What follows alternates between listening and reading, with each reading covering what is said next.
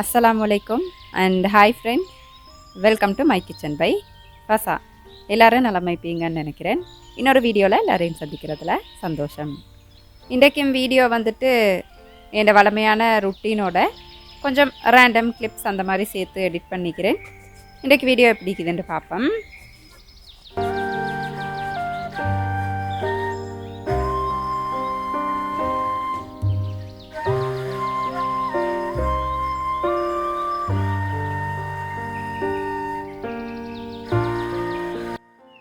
எந்த விதமான ரசாயனங்கள் கலரிங்ஸ் இல்லாமல் வீட்டிலே சுத்தமாக தயார் செஞ்ச ஸ்ரீலங்கன் சரக்குத்தூள், மிளகாய்த்தூள், மிளகுத்தூள், மஞ்சள் தூள், கட்டர் தூள், அதோட ஸ்பெஷலாக நாங்கள் இப்போ செய்கிற chicken masala, mutton masala, beef masala, 10 வகையான தானியங்கள் வச்சு வீட்டிலே சுத்தமாக தயார் செஞ்ச ஸ்ரீலங்கன் சத்து மாவு உங்களோட வீட்டு வாசலுக்கே ஆர்டர் பண்ணி எடுக்கலாம். டீட்டெயில் எல்லாமே டிஸ்கிரிப்ஷனில் தந்திப்பேன், வேணுமெண்டா பார்த்து ஆர்டர் பண்ணிக்கோங்க.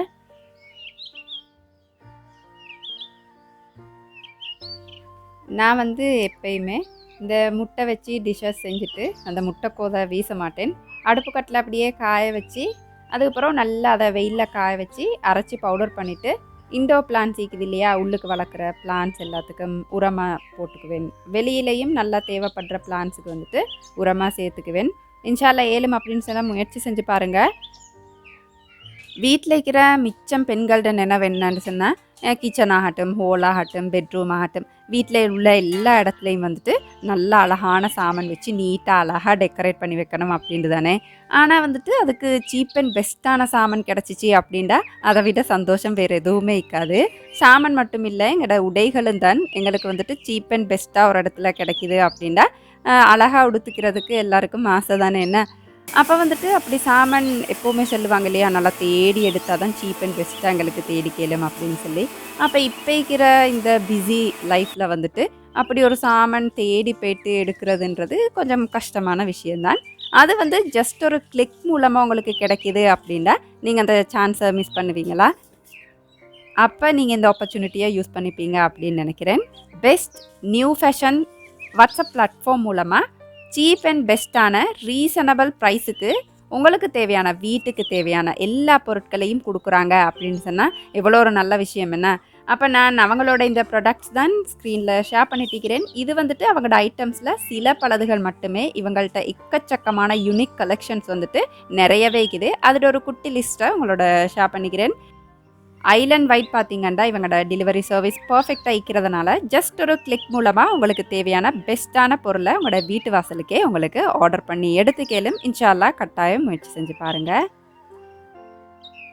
இவங்களோட வாட்ஸ்அப் லிங்க் டீட்டெயில் எல்லாமே நான் டிஸ்கிரிப்ஷனில் தந்திருக்கிறேன். ஆனால் லேடிஸ் ஒன்லி அப்படின்றத கட்டாயம் மனசில் வச்சுக்கோங்க. அடுத்ததாக ரீசெண்டாக போட்ட ஒரு வீடியோவில் ஷேர் பண்ணியிருந்தேன் இந்த ஸ்ப்ரவுட் நன்மை பற்றி. உண்மையிலே மாஷாலாண்டே எனக்கு அவ்வளோ நன்மை ஆகிக்குது. இந்த முடி கொட்டுற பிரச்சனையெல்லாம் மீக்குதுன்றா கட்டாயம் நீங்கள் இதை சாப்பிடுங்க. ஏன்னா சில பேர் என்கிட்ட வாட்ஸ்அப்பில் கேட்டிருப்பீங்க, முடியெல்லாம் கொட்டுது தாத்தான் என்ன செய்ய அப்படின்னு சொல்லிட்டு.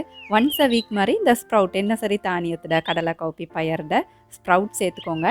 எப்படி செய்கிற அப்படின்னு நான் ஏற்கனவே ஷேர் பண்ணிக்கிறேன். அப்போ இந்த முறை கொஞ்சம் பயறு ஸ்ப்ரவுட் பண்ணுவோம் அப்படின்னு சொல்லி தான் போட்டுட்டிருக்கிறேன்.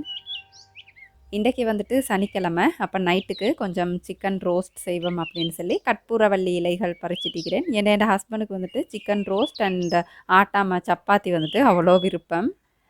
அப்போ கொஞ்சம் ஆரோக்கியமாக செஞ்சு கொடுத்தோம் அப்படின்னா நாளைக்கு நாளைக்கு ஞாயிற்றுக்கிழமை லீவு அப்படின்றதால இன்றைக்கி சனிக்கிழமை ராவ் டின்னர் எப்போவுமே கொஞ்சம் ஸ்பெஷலாக என்ன சரி விருப்பமான மாதிரி செய்வோம். ஆனால் அந்த ஸ்பெஷலோடு அது ஆரோக்கியமாக இருக்கணும் அப்படின்றதில் நான் கொஞ்சம் அப்படியே கொஞ்சம் ஸ்ட்ரிக்டாகவே வைப்பேன்.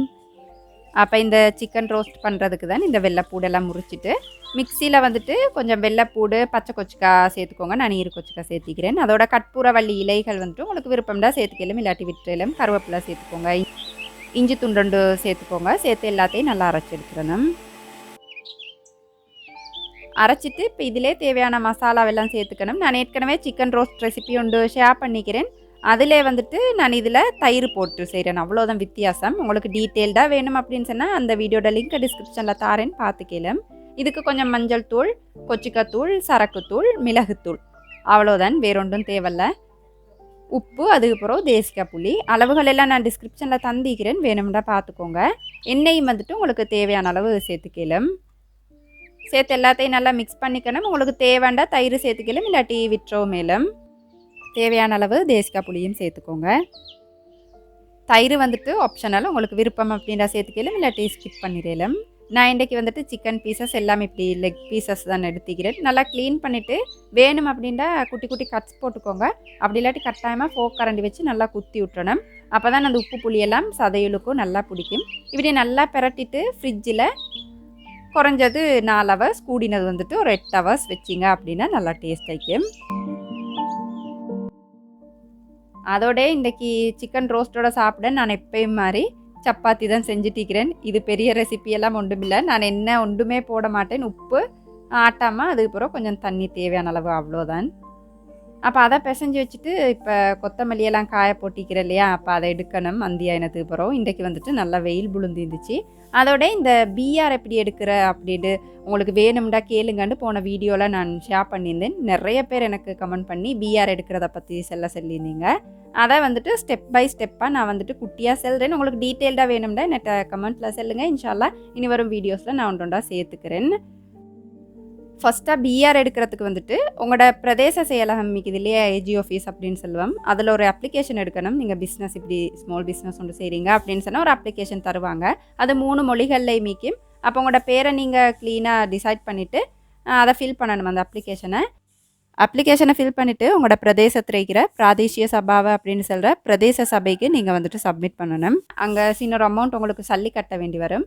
சல்லி கட்டினதுக்கு அப்புறம் இந்த உணவுகள் சம்மந்தமான என்ன சரி பிஸ்னஸ் செய்கிறீங்க அப்படின்னா பிஹெச் ஆஃபீஸர்ஸ் வந்துட்டு உங்களோட இடங்களை பார்ப்பாங்க. நீங்கள் எப்படி செய்கிறீங்க, சுத்தமாக செய்கிறீங்களா, அந்த மாதிரி பார்ப்பாங்க.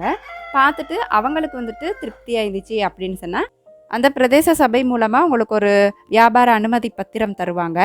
அப்போ நீங்கள் அதை எடுத்துகிட்டு வந்துட்டு உங்களோட ஜிஎஸ்ட்டை கொடுத்தீங்க அப்படின்னா, கிராம சேவையாளர்கிட்ட கொடுத்தீங்க அப்படின்னு சொன்னால் அவங்க சில டாக்குமெண்ட் பார்த்து அதெல்லாம் உறுதிப்படுத்திட்டு திருப்பவும் ஏஜி ஆஃபீஸ்ட்டை அதெல்லாம் வந்துட்டு உங்களுக்கு சப்மிட் பண்ண சொல்லுவாங்க. அதை நீங்கள் சப்மிட் பண்ணிங்கன்னா இன்ஷால்லா 1லேருந்து 2 கிழமைகளுக்கு வந்துட்டு உங்களுக்கு பிஆர் கிடச்சிரும். அப்போ அதுக்கிடையில் கொஞ்சம் நாள் போகும், அவ்வளோதான்.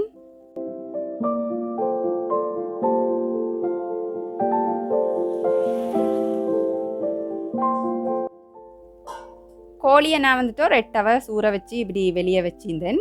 அதோட நான் கொஞ்சம் கரட்டையும் கிழங்கையும் இந்த கோழி மசாலாலே கொஞ்சம் இப்படி பரட்டி பேக் பண்ணி எடுப்போம் அப்படின்ட்டு தான் பரட்டிட்டிக்கிறேன். உங்களுக்கு விரும்பின மரக்கறி எது இருந்தாலும் சேர்த்துக்கலாம்.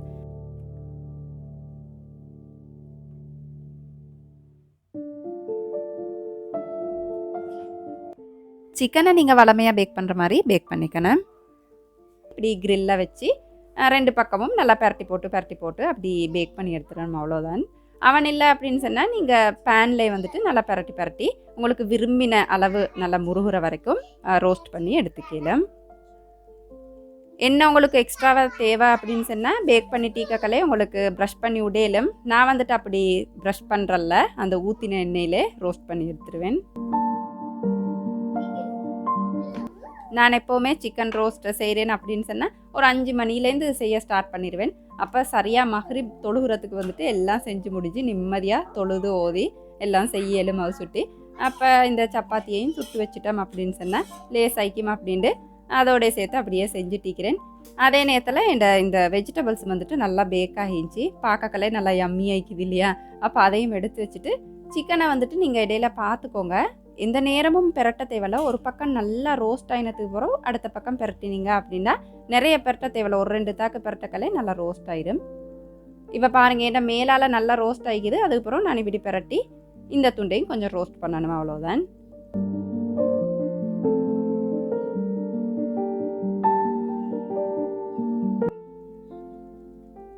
கடைசியாக மட்டும் கொஞ்சம் தேன் பானி அப்படி இல்லாட்டி சீனி பானி என்ன சரி பானி வீட்டில் இருந்துச்சு அப்படின்னு சொன்னால் கொஞ்சம் இப்படி ப்ரஷ் பண்ணி விட்டுட்டிங்கன்னா அந்த கடைசிக்கு அந்த கலர் வந்துட்டு அழகாக ஷைனிங் ஆகிக்கும். பானியை ப்ரஷ் பண்ணிவிட்டு இன்னும் ஒரு 10 நிமிஷம் பேக் பண்ணி எடுத்துட்டிங்க அப்படின்னா பர்ஃபெக்டாக வந்துடும். அதெல்லாம் செஞ்சு வச்சுட்டு தொழுதுட்டு ஓதிட்டு எல்லாம் செஞ்சுட்டு இஷாவையும் தொழுதுட்டு தான் நாங்கள் சாப்பிடுவோம். அன்றைக்கு வந்துட்டு நான் செஞ்ச சனிக்கிழமை நைட்டுக்கு, அப்போ ஞாயிற்றுக்கிழமை லீவுன்னா அப்போ எல்லோரும் சேர்ந்து ஒன்றுக்கே சாப்பிடுவோம் அப்படின்னு நினச்சோம். இல்லாட்டி நான் வந்துட்டு எப்போவுமே 7 மணிக்கு முன்னுக்கு சாப்பிட்டுருவேன். அப்போ என்ன சிக்கன் ரோஸ்ட் ஃபைனலாக பார்த்தீங்கன்னா இந்த மாதிரி தான் இருந்துச்சு. மாஷாலாண்டு வேறு லெவல் டேஸ்ட்டாக இருந்துச்சு. இன்ஷால்லா கட்டாயம் முயற்சி செஞ்சு பாருங்கள். செய்யக்கெல்லாம் கட்டாயம் எண்ணெய்களை வந்துட்டு குறைச்சி செஞ்சீங்க அப்படின்னா டேஸ்ட் வந்துட்டு குறையாது. நல்லா ஆரோக்கியமாக்கும் இல்லையா. சும்மா சரி என்ன ஏசுவானம் எனக்கு இவளோண்டு வந்துருவாள் ஆரோக்கியம் ஆரோக்கியம் அப்படின்னு சொல்லிட்டு.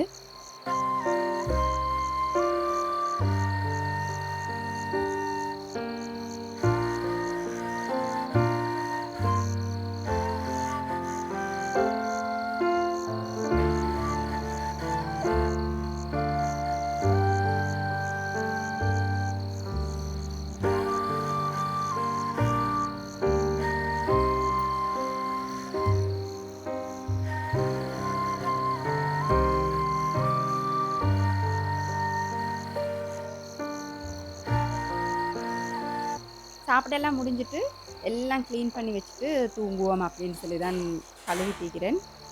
நாளைக்கு சண்டே அப்படின்றதுனால கொஞ்சம் ஒரு 8 மணி வரைக்கும் தூங்குவேன் சுபஹ் தொழுதுட்டு.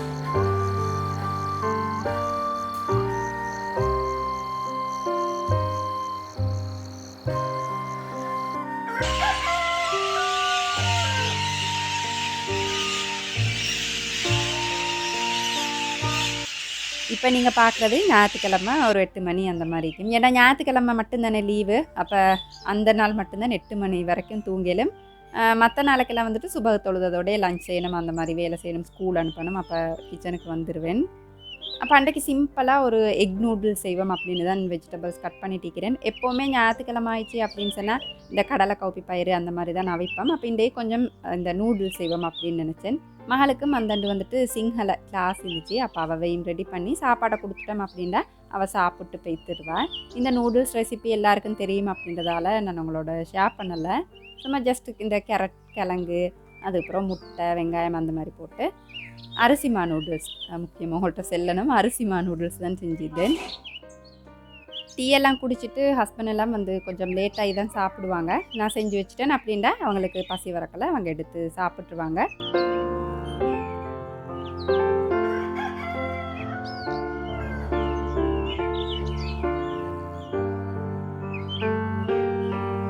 அதோட அந்தண்டு வந்துட்டு எனக்கு என் பிள்ளைகளுக்கெல்லாம் பெரிய வேலை. இந்த பார்த்திங்கன்னா இது ஒரு ஃப்ரிட்ஜ், அந்த கவர், அந்த ஃப்ரிட்ஜ் வந்த அந்த கவர் இது வாங்கி இப்போ ஒரு 9 வருஷம் அந்த மாதிரிக்கும். எங்கள்ட ஃப்ரிட்ஜ் வாங்கி 9 வருஷம் நிற்கும். 9 வருஷமாக இதை வந்துட்டு அந்த மெட்ரஸ் கடியால் வைப்போம் இல்லையா அந்த காலத்தில் மாதிரி அப்படி வச்சதுனால பாருங்கள் எவ்வளோ நல்லா இருக்குதுண்டு. அப்போ இதை வச்சு ஒரு கிச்சனுக்கு ரக் மாதிரி செய்வோம் அப்படின்னு நினச்சேன். ரீசெண்டாக ஒரு யூடியூப் வீடியோ பார்த்தேன். அப்போ பார்க்கல எனக்கு அவ்வளோ ஒரு ஆசை இது எப்படியாலும் செய்யணும் அப்படின்னு சொல்லி. ஏண்டா அப்படித்தான் என்ன நாங்கள் சும்மா இப்போ யாராலும் செய்கிறத கண்டம் அப்படின்னு சொன்னாக்கா ஆசை வரும் இல்லையா. அப்போ அந்த ரக்கை தான் செஞ்சுட்டிருக்கிறேன். அந்தளவுக்கு நீட்டாக வருமா அப்படின்னு தெரியா, இருந்தாலும் ட்ரை பண்ணி பார்ப்போம் அப்படின்ட்டு கட் பண்ணிட்டிருக்கிறேன். அதோட என் பிள்ளைகளோட தொல்லை தாங்கவே இல்லை. ஏன்னா அவளுக்கு அவ்வளோ ஒரு எக்ஸைட்மெண்ட், இது என்ன செய்கிற இப்படியெல்லாம் செய்யணும் அப்படின்னு சொல்லி. கொஞ்சம் கரைச்சல் தான், ஆனால் பரவாயில்ல. நீ அவ்வளோ எக்ஸைட்மெண்ட்டில் அவங்களுக்கே தெரியும் என்ன செய்கிறேன்ட்டு. அதை எடுத்து தார இதை எடுத்து தார நான் சொல்கிற உதவி வந்துட்டு அவ்வளோ தொல்லையாயிட்டு கொஞ்சம் பேசாமல் இருங்க அப்படின்னு சொல்லிட்டு. இது நான் எங்கே பார்த்து செஞ்சேன் அப்படின்ற லிங்க் எல்லாம் நான் டிஸ்கிரிப்ஷனில் தாரேன். உங்களுக்கும் ஆசை எழுந்திரிச்சி செய்யணும் அப்படின்னு நினச்சிங்கண்டா பார்த்து செஞ்சு பாருங்கள்.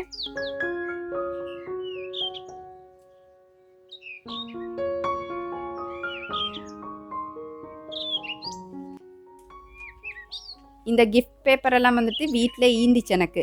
அப்போ நீங்கள் வாங்கி செய்கிறீங்க அப்படின்னா அந்த வுடன் பிரிண்ட் வந்த மாதிரி இருக்கும் இல்லையா, அந்த பலகைடு அந்த பிரிண்ட் வந்த மாதிரி அந்த மாதிரி வாங்கி செஞ்சிங்கன்னா பார்க்கக்கல பலகையால் செஞ்ச மாதிரியே இருக்கும். அப்போ அழகாய்க்கும் இல்லையா. அப்போ அப்படி ட்ரை பண்ணி பாருங்கள். நான் பார்த்த வீடியோவில் அப்படி தான் இருந்துச்சு. இந்த கிஃப்ட் பேப்பரெல்லாம் வீட்டில் இருந்ததுனால எதுக்கு வேஸ்ட் பண்ணணும் அப்படின்னு சொல்லி அதாலே நான் ஒட்டிட்டேன். இப்போ நான் ஒட்டினத்தை உங்கள்கிட்ட காட்டுறேன். சிரிக்கவானம் அந்த அளவுக்கு நீட்டாக இல்லாட்டியும் ஏதோ பரவாயில்ல கொஞ்சம் நான் செஞ்சுக்கிறேன். வேஸ்ட்டாக இந்த போர்டால் அதுகளால் தானே செஞ்சேன். அப்போ எனக்கு மனசுக்கு வந்துட்டு அவ்வளோ சந்தோஷமாக இருந்துச்சு. அப்போ அதோட ஃபைனல் லுக் வந்துட்டு இப்படி தானே இருந்துச்சு. இதில் 2 அந்த மாதிரி செஞ்சிருந்தேன்.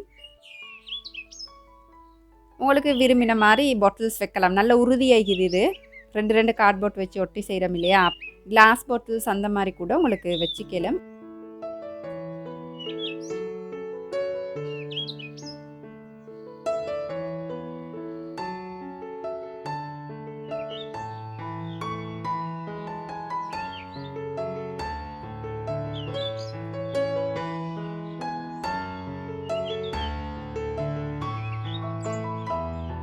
அதோட நேற்று சும்மா அந்த பிஸ்கட் பொட்டி எல்லாம் மிக்கும் இல்லையா, இந்த கார்ட்போர்ட் பொட்டி அந்த மாதிரியும் இருந்துச்சு.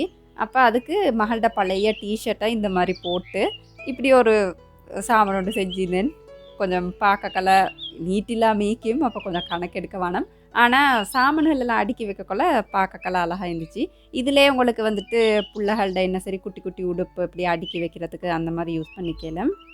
டிஷர்ட் போட விருப்பம் இல்லை அப்படின்னு சொன்னால் அழகான கிஃப்ட் பேப்பர்ஸ் அந்த மாதிரி ஒட்டி கூட நீட்டாக உங்களுக்கு செஞ்சுக்கலாம். நான் சும்மா ரஃப்பாக ஒன்று ஒட்டி காட்டுறேன். நீங்கள் நீட்டாக செய்கிறவங்க இருப்பீங்க இல்லையா, அப்போ அதை அப்படி பார்த்து உங்களுக்கு செஞ்சுக்கலாம். சும்மா ஒரு ஐடியா செல்லுவோம் அப்படின்றதுக்காக தான் இந்த கிளிப்பை சேர்த்திந்தேன். நான் இதை செய்ய தொடங்கினதுமே என் பிள்ளைகளுக்கு வந்துட்டு அவ்வளோ எக்ஸைட்மெண்ட். அப்போ எனக்கே பார்க்குறதுக்கு சந்தோஷமாக இருந்துச்சு, இவ்வளோ சந்தோஷமா என் பிள்ளைகளுக்கு அப்படின்னு சொல்லிட்டு எந்த நாளும் ஒரு குட்டி குட்டி சாமான் இப்படி செய்யணும் அப்படின்ற மாதிரி நினச்சிச்சு. வேஸ்ட்டாக கார்ட்போர்ட்ஸ் அந்த மாதிரி இருக்குதுண்டா உங்களுக்கு ட்ரை பண்ணி பார்க்கலாம். இந்த வீடியோ உங்களுக்கு சுவாரஸ்யமாக இருந்திக்கும் அப்படின்னு நினைக்கிறேன். அளவாக சாப்பிடுங்க, இந்த அளவில் ஆரோக்கியத்தை அதிகமாக சேர்த்துருங்க. வாழ்க வளமுடன். தேங்க்ஸ் ஃபார் வாட்சிங்.